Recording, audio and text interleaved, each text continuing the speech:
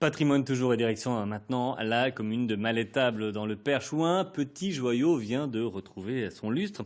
Depuis plus d'un an, l'église était en rénovation, un édifice unique en France avec sa verrière que la commune tente de préserver à tout prix.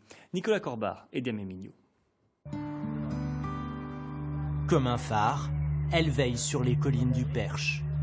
L'église de Malétable est un joyau unique en France.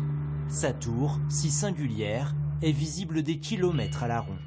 Alors ici, on est au pied de la statue de l'archange Saint-Michel. L'archange vient de faire son retour.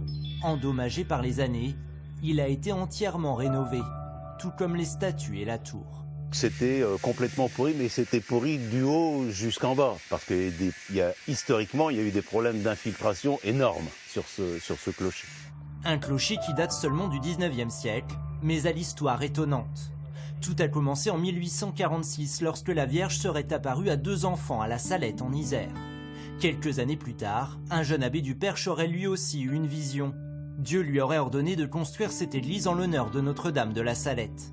Le curé n'étant pas architecte, il a dressé cet édifice avec les moyens du bord.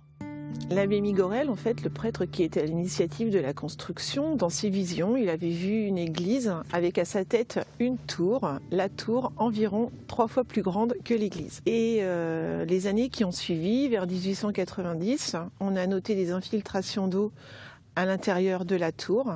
Et donc, c'est pourquoi une verrière a été installée pour protéger la tour. Une verrière qui donne aujourd'hui cette impression de phare. À l'intérieur, les statues ont retrouvé leur aspect monumental. Il leur a fallu 1 million d'euros pour rendre à ce patrimoine toute sa splendeur. Il est évident qu'à partir du moment où la rénovation va être terminée, ce clocher va attirer les regards et la curiosité, quoi. Et puis la télévision va nous amener aussi un peu de notoriété. La rénovation devrait s'achever fin mars. Pour la première fois cet été, les touristes pourront se rendre à l'intérieur de la verrière.